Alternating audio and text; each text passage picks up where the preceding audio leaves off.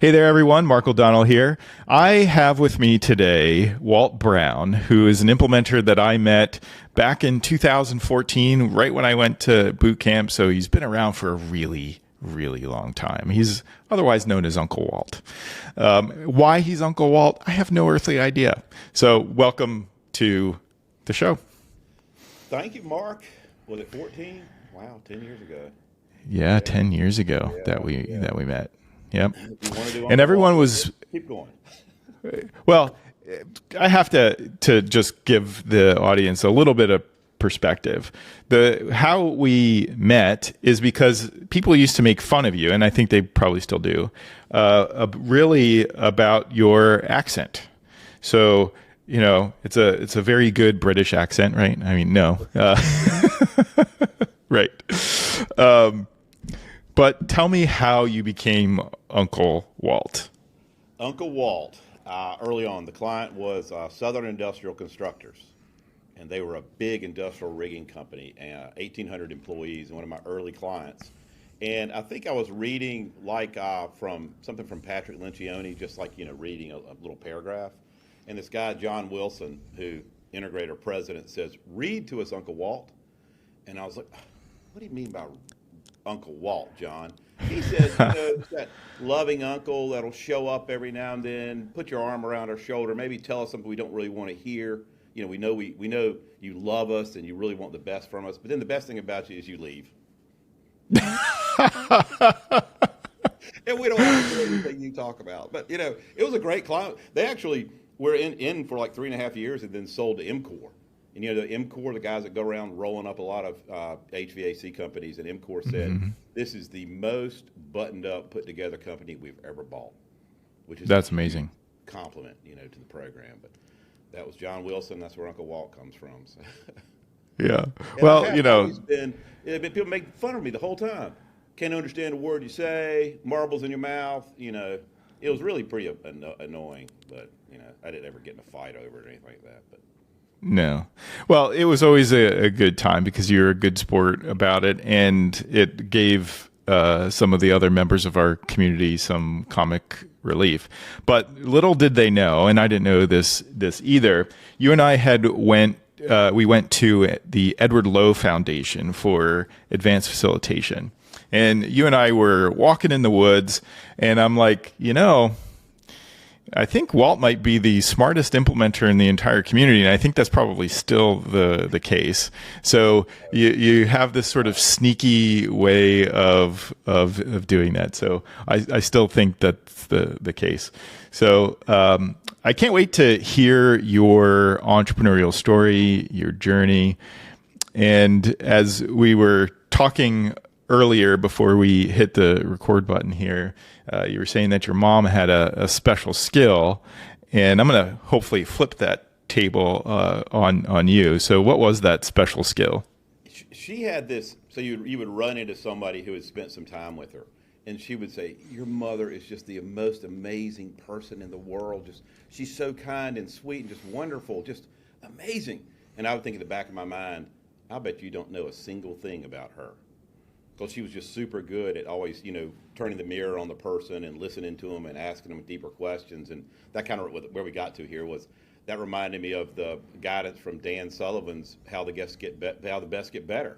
You just go in and concentrate on the client or the person you're trying to help and ask them questions, and they talk and then they go, "God, you're great, man. Let's work together." But that was the the sort of lesson learned is just ask questions and be curious about people. Yeah, and let them sell themselves. It's a pretty good strategy. But my question there is, what if both people are trying to do the same thing? Do you just stare at each other blankly? I think when that's going on, you actually get into a deeper conversation faster. Right, because the back and forth goes questions, and it sort of ends up this back and forth that digs deeper. And you know what I'm saying? Because if I'm good, for sure. I'll answer your question, and then I might ask you why you asked that, and then you tell me, and then it just goes deeper as it bangs back and forth against each other. So If that makes sense or not, but figure it out. No, it makes total sense. That's amazing. So speaking of digging deeper, let's go do that. Tell us how you started your entrepreneurial journey. How'd you get to where you are today? You've authored multiple books and you're really passionate about some topics that I hope you get into. But how'd you get started? I mean, you can start from the beginning if you want, Yeah, I think so. So there is a ton of family entrepreneurial background. Like years ago, great grandfather had the largest coach and carriage factory south of Philadelphia. Back in the 1800s. We know which way it went with the buggy whip, but just this sort of crazy gene. We call it the Gower gene, Gower. It's just kind of nutty over there. So that's a gene that's in my family. And then on my father's side, they owned the general store. He was a postmaster. That kind of like crazy stuff. And my father, is EOS language, was an integrator. Really buttoned up guy, just really precise little words. But he also had like a little entrepreneurial dream. But he was more conservative.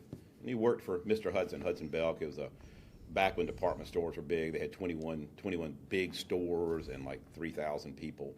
And my father was an integrator. And it was what was always reminded to me is I would go visit the stores, and he would just say to me, "Walt, you don't spell Brown Hudson. It's like working in a family business." And he had a beautiful career, never complained, but he had an entrepreneurial dream too.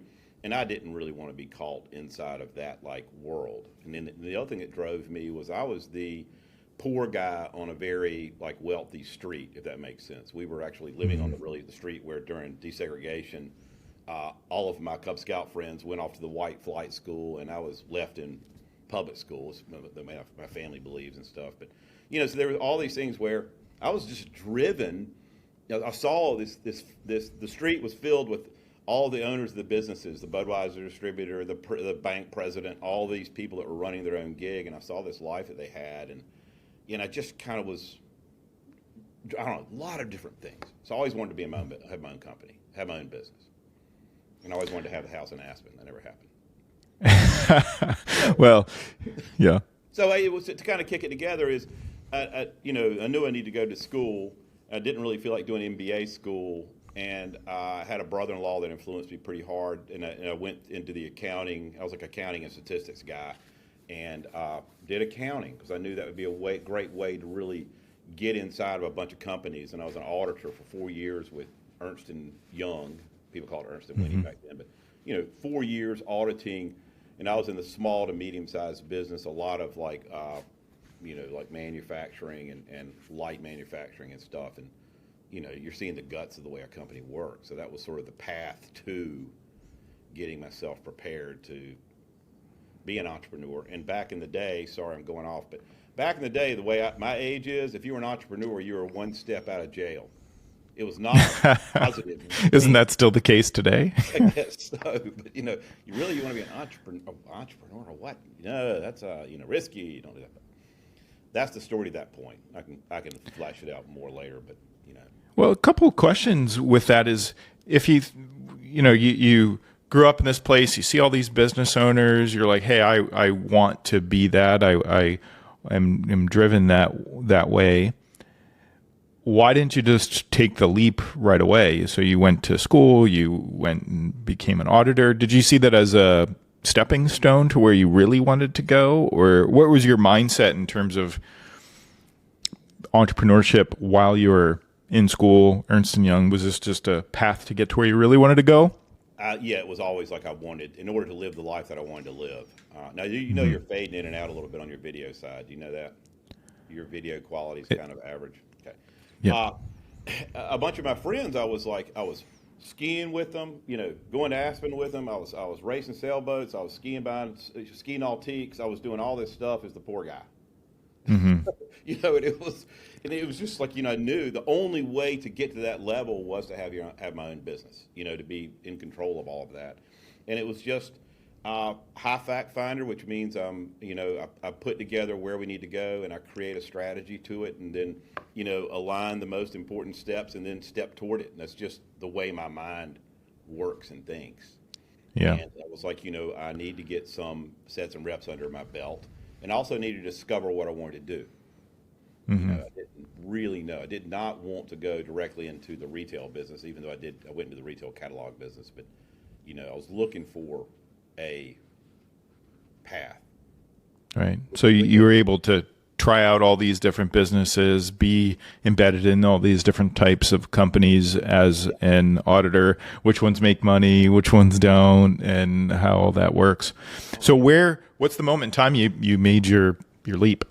Well, the joke I say that my wife hates is I took the IQ exam in 1986 and scored low enough and was allowed to start my own business. So it's a joke. But people, I don't tell this story very often. It was cool. I'm quite competitive on like a team basis. I like to be competing. I like to, if I'm going to do something like ride bicycles, I'm going to become a bicycle racer. If I'm going to race sailboats or go sailing, I'm going to become a sailboat racer. And so I was racing bicycles.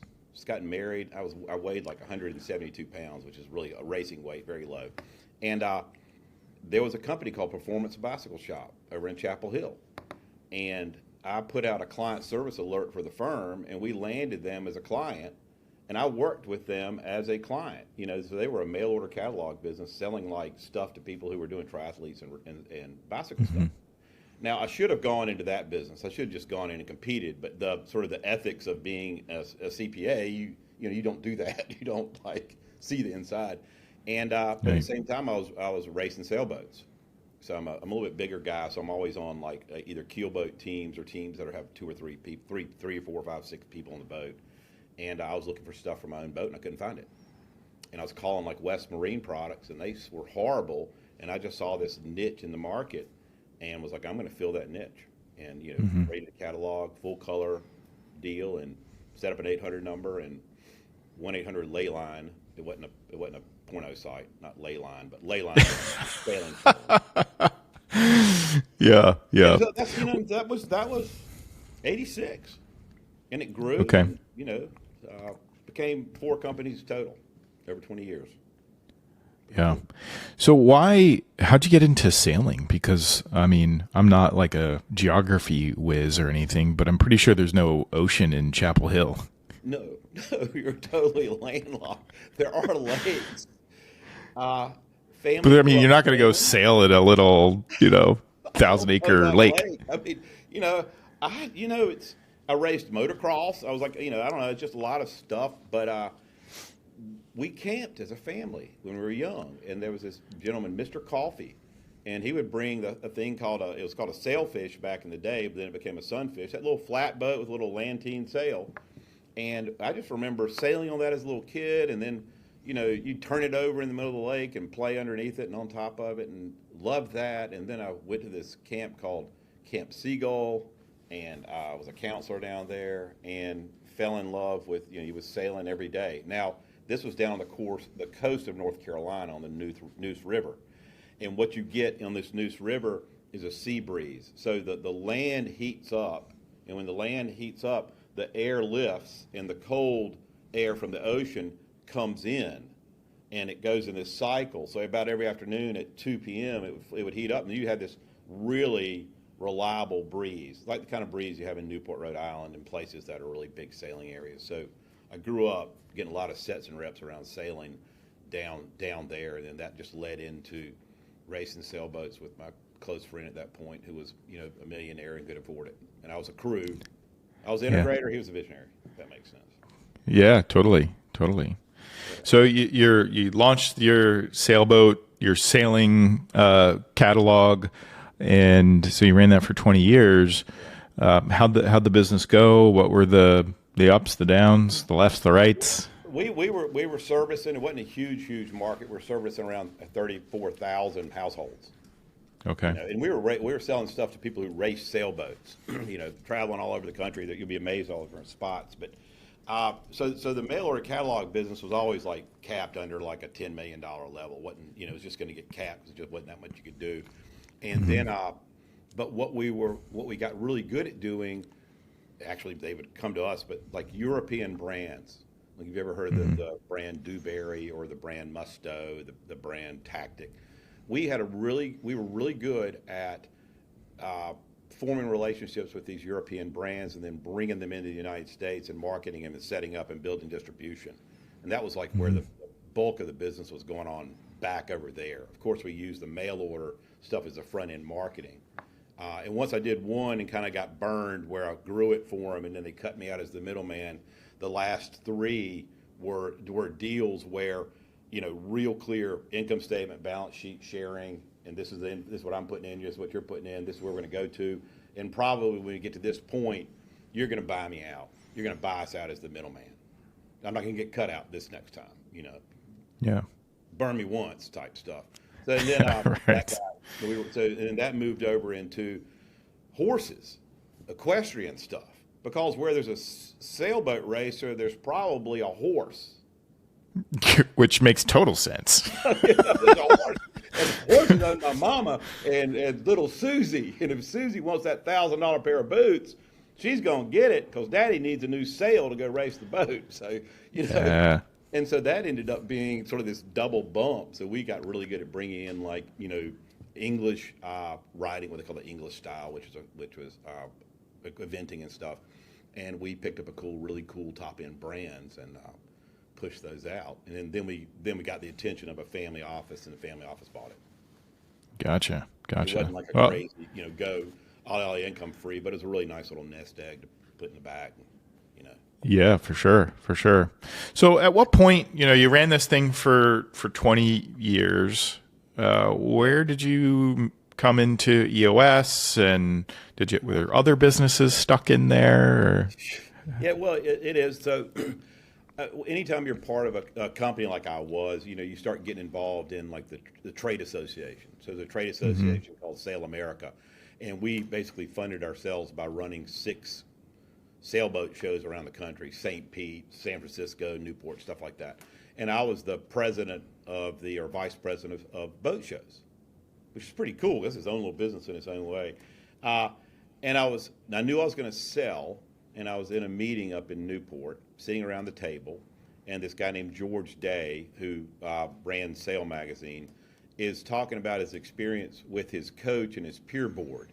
And he was describing the alternative board. And you know, I guess I provoked my mother at that point, and I start grilling him about it. I mean, it's almost like there's 8 of us around the table. And the whole table at one point just goes, whoof. And they all looked over, and they look at me and go, Walt, you'd be great at that. I was like, oh, thank you, God. Maybe that's the direction. So I called the alternative board, and they had a franchise open in Raleigh-Durham, Chapel Hill. I'd go out on the Discovery Days, met a guy named Greg Walker, and I met another dude there named Dale Williams. I mean, people don't know Dale's story. You need to get Dale on this show. He is a badass. He ran a couple of Ralph Lauren's big international brands. Lived Nice. in Manhattan for a long time, but whatever. Dale's badass. And then so I bought that franchise. Sorry, long story. And pretty quickly got it up to 48 CEOs. So that was, sold in August, and I had 48 clients by like September 28th. And they were on 4 different boards, and we did like a strategic thinking methodology. Then you put them in the board, and that went on for about 18 months. And I could see frustration building in my clients because they were like, "Man, I'm getting great advice with my peer board, but I don't know how to execute." And so I was digging around, Mark, digging, reading all the books, how the best get better, Rocket Fuel, what is it called? Rockefeller Habits. Sorry. Yep. And but it's like, no, 20,000 feet, too high. I can't, no. And then I'm on my mountain bike one afternoon, and the phone rings. And I looked down at it, and it's a number from Detroit. And I was almost done with my ride, and I was like, what the hell? Hello, this is Walt. Walt, this is Don Tenney calling from the EOS process. Hey, Don, how's it going, man? And Don goes into his spiel like he's going to do. Yeah. Whoa, stop, Don, stop. You're calling me from Detroit, and you're on my cell phone. How'd you get my number? Don says, I Googled you. Oh, really? Because Leyline became a .com, right? It was that sucked. Actually going from there. And so, oh, really? What search term do you use, Don? Business Coaches Raleigh. Thought to myself, I don't even know if that exists anywhere. Right. What page is on, Don? Google search page 9. How many of you guys have you called? you're the only one. And it came from his heart. And I was like, Yeah. oh, you're sick. I love sick people. I'll talk to you. And the next Tuesday, I got on the phone with him, and he took me through like pretty much the exact same program you go through now. And I was like, that's it. I don't need to look anymore. I read the book and went out and got trained up. I'd made flashcards of all the words and showed up prepared and met these crazy dudes, Gino and Don and Jabba the Hutt was over in the corner. I think it was Mike. Peyton was in the room. Renee was in the room. Yeah. A couple other guys that didn't make it. And I brought it back and got 9 clients to go through it, then took 27 through. And by that point, I brought a really great guy, Keith Weaver, in to join my tab practice. And I said, we need to do this, Keith. And Keith wasn't a believer. He's like, no, you can't. No, you can't do that stuff. This can't systemize. And I said, well, what do you think about buying me out of tab and let me go do EOS full time? Long story, but that's fun, isn't it? Yeah, I mean, it's really interesting. So you just kind of stumbled across to serve your tab clients a little bit better and help them create visions that they could execute on. Yeah. And actually the disciplines to do it. So what do you took a little bit of a hiatus from being an implementer, though. Oh, God. Do you want to pick these scabs, Mark? I think it's fine to pick the scabs. Yeah. So I had founded this thing with a couple of other people called the Blue Ocean Fishing Club, and it was based on the book Blue Ocean Strategy. And what it was is we were raising money, angel funding startups. So the Blue Ocean Fishing Club, it's pretty cool. And we raised like $20-some million from different people, but we had raised a bunch of money for this one company that was really active in the world of wastewater, which is a fascinating world, by the way. I'm all vaccinated up, so I can go visit wastewater. I'm not sure that's going to help.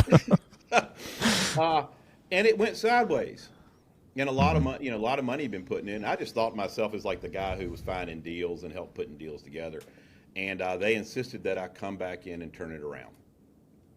And I really didn't have. I mean, we had some family money in it, and some, but I didn't have a whole lot in it. And best friend and other guys that I raced sailboats with were all on the board. And I came in and turned it around in about a year. And any time that you were turning a thing around as a CEO, turnaround guy, you have to be very clear on what you're doing. And you're going to have battles with the board. Yeah. And then ultimately the time came where they felt good enough to frickin' fire my ass. I got fired. But did you turn it around? Did turn it around. Yeah, it still exists today, still in business, which is that many years ago. So really, right when I came back and you met me, I remember there was a board meeting. It was right before July 4th, and we were going on vacation. I'll be going every year. And I freaking got fired by my best friend in the board on June 30th. He did you dirty. They did me dirty, and it's like, it's also a gift from God, because I didn't need to be hanging around those guys anymore. It's like, we're fine. We don't talk to each other anymore. It's one of those horrible events, but you got to look at the bright side. And I'm sitting there on the beach, with kids in private school, and like, what I'm going to be. So I said, well, let me call Don Tenney. Don, will you have me back?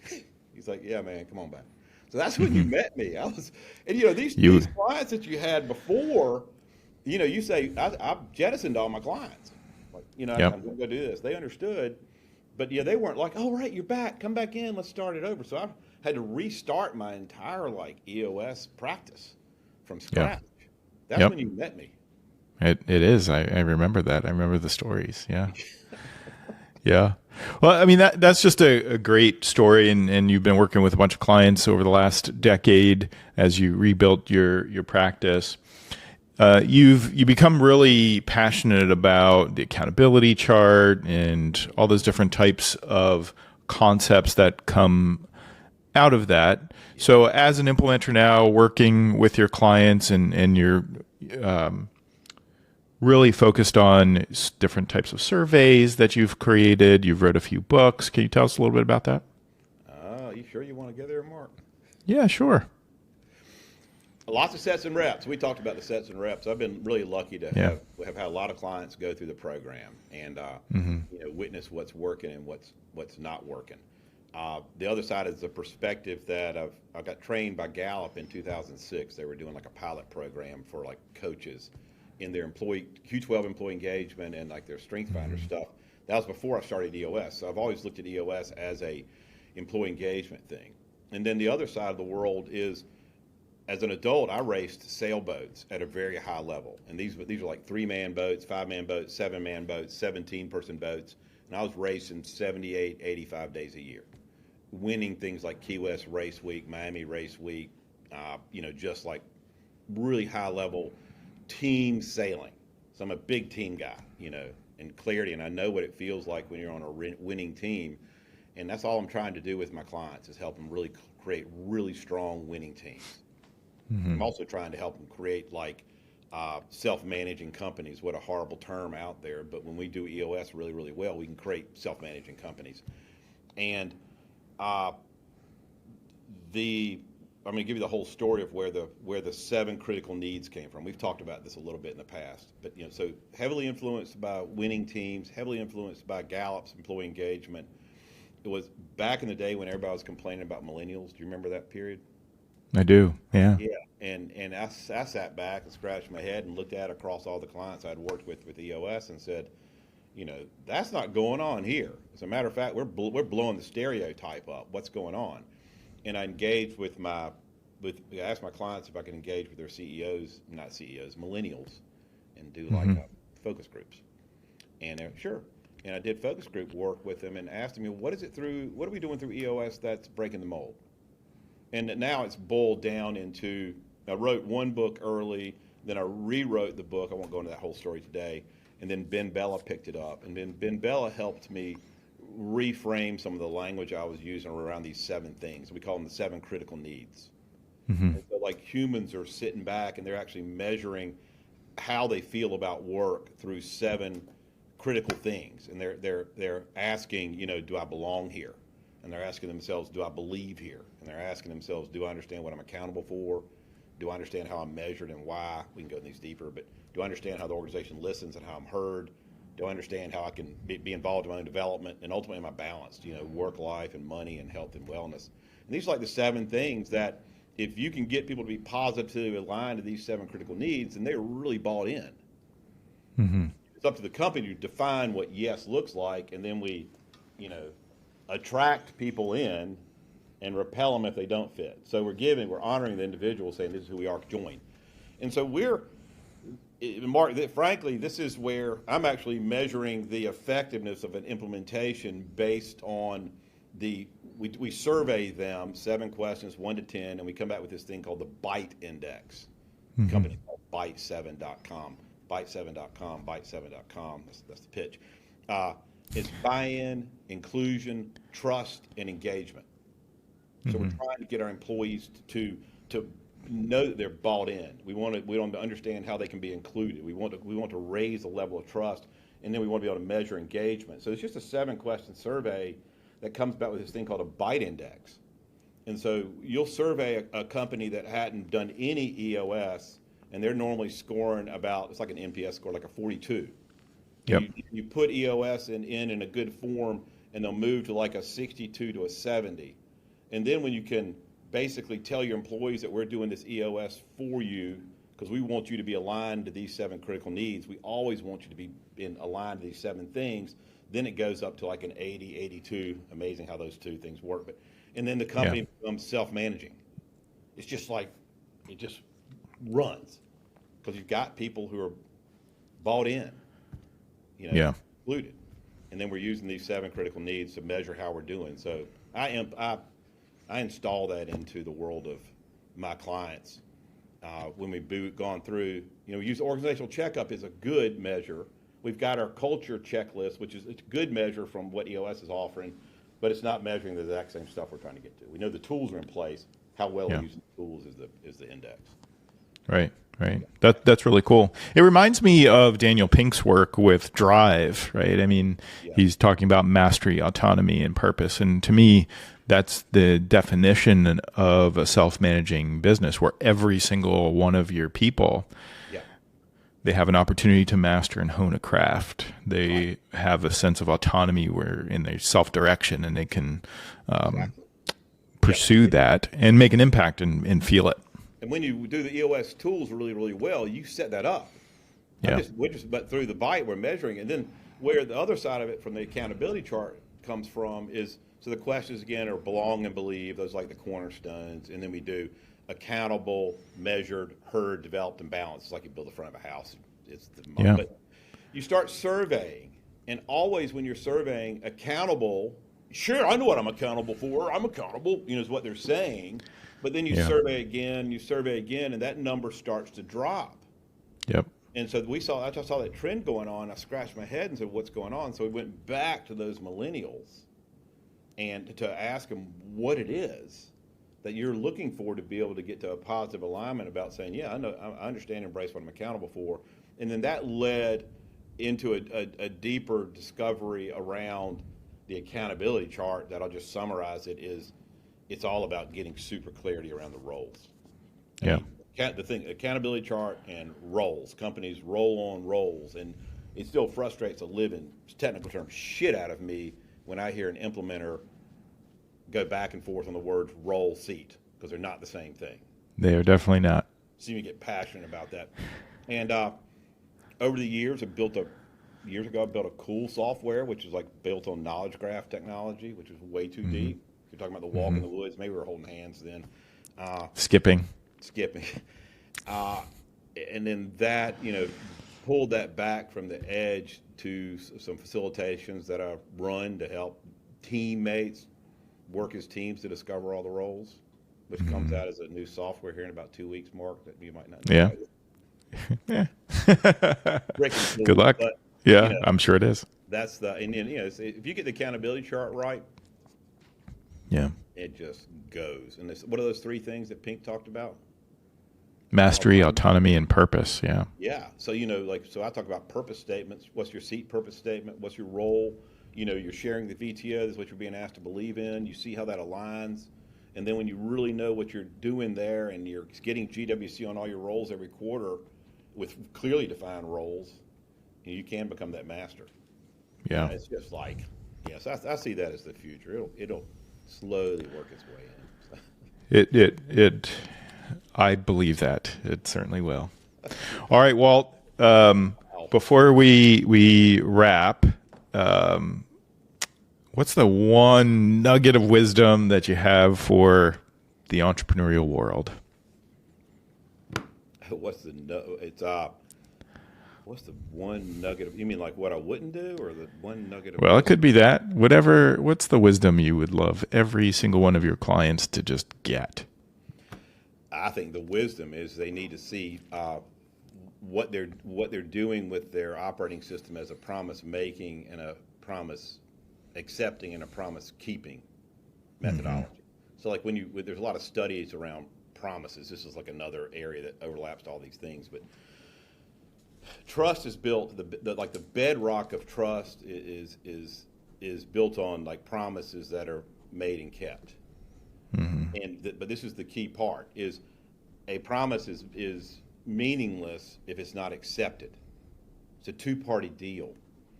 And so what's so cool about EOS or any systems like that is we're getting so clear that we're inviting people into our organization and we're promising that we're going to surround them with people who have these kind of core values. And we're promising that we're surrounding them with people who believe in where we're going. And we're going to surround the people who are accountable, et cetera. And they're accepting that promise from us. And then then you're both kind of working together. So it's really super important. The advice, sorry to try to land the plane, get really clear on what you're promising yourself, and then make sure you're promising to the people around you. And that's what we do for EOS. And then make sure that people are honestly accepting your promises. And if they can't accept the promise, then let's not hold them back from a better opportunity somewhere else. Yeah, make them available to the marketplace. Yes, that's right. I went faster than I thought I was going to go, Mark. I didn't ask any Yeah. questions about you, but All good. yeah, I appreciate I that. channeled your mother. All right. Well, it's been good talking to you, and we'll see you around. Thank you. Hope to see everybody around.